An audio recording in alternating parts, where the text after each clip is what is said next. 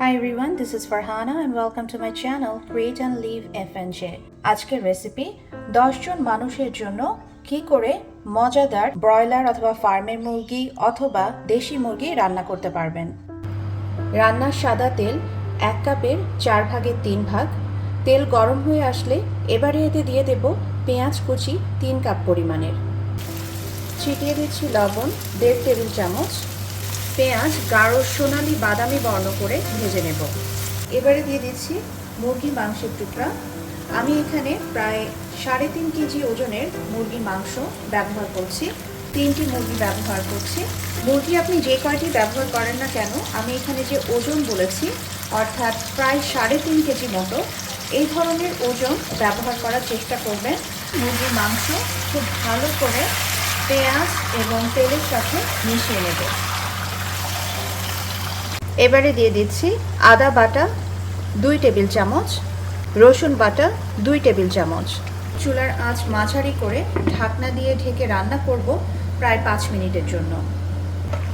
দর্শক, 5 মিনিট পরে দেখতেই পাচ্ছেন অনেকটা পানি মাংস থেকে বেরিয়ে এসেছে।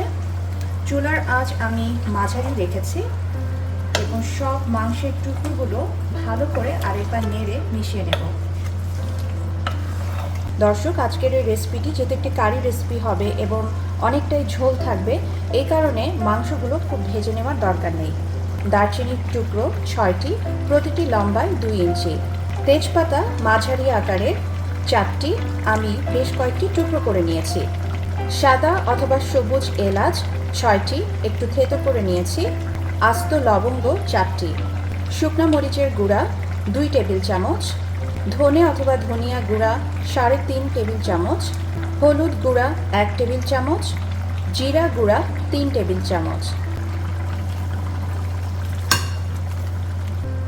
এবারে খুব ভালো করে মশলা, মাংস, তেল মিশিয়ে নিচ্ছি।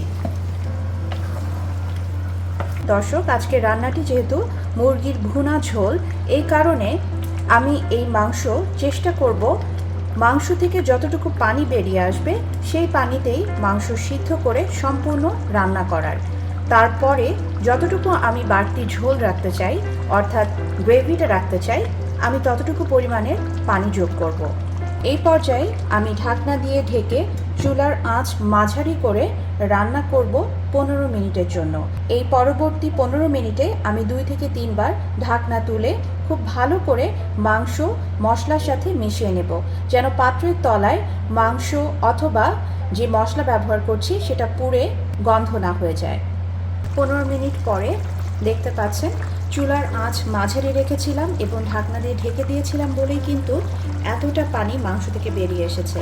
মাংসটা একরকমের সেদ্ধ হয়ে গেছে সম্পূর্ণভাবেই, কিন্তু মাংসের ভেতরে মশলা যেন আরও ভালোভাবে যায় এবং খাবার সময় হাড় মুখে গেলে হাড় থেকেও যেন আপনারা মশলার একটা সুন্দর স্বাদ পান, সেই কারণে আমি আরও বেশ কিছুক্ষণ রান্না করব। এবারে চুলার আঁচ মাঝারি এবং সর্বোচ্চ মাঝামাঝি করে ঢাকনা দিয়ে ঢেকে রান্না করব আরও 10 মিনিটের জন্য। দর্শক, দেখতে পাচ্ছেন পানি কিন্তু অর্ধেকের মতো কমে এসেছে।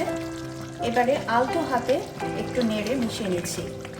রান্নাটি যেহেতু 10 জন মানুষের জন্য, এই কারণে এখানে আরেকটু ঝোলের পানি দিতে হবে। যোগ করছি 2 কাপ পরিমাণের ঝোলের পানি। এবারে সম্পূর্ণ পাত্রটি ধরে এভাবে একটু নেড়ে পানির সাথে মিশিয়ে নিচ্ছি। পানি ছাড়া শুকনা ভেজে গুঁড়া করে নেওয়া জিরা ছিটিয়ে দিচ্ছি 1 চা চামচ পরিমাণের গরম মশলার গুঁড়া। চুলার আঁচ মাঝারি এবং সর্বনিম্নের মাঝামাঝি করে ঢাকনা দিয়ে ঢেকে রান্না করব 5 থেকে 10 মিনিটের জন্য। মাংস সুসিদ্ধ হয়েছে। ঝোলের পানি 10 জনের জন্য যতটুকু পরিমাণ ততটুকুই আছে। যদি রেসিপিটা ভালো লেগে থাকে তাহলে অবশ্যই তৈরি করবেন, সবাইকে নিয়ে একসাথে উপভোগ করবেন।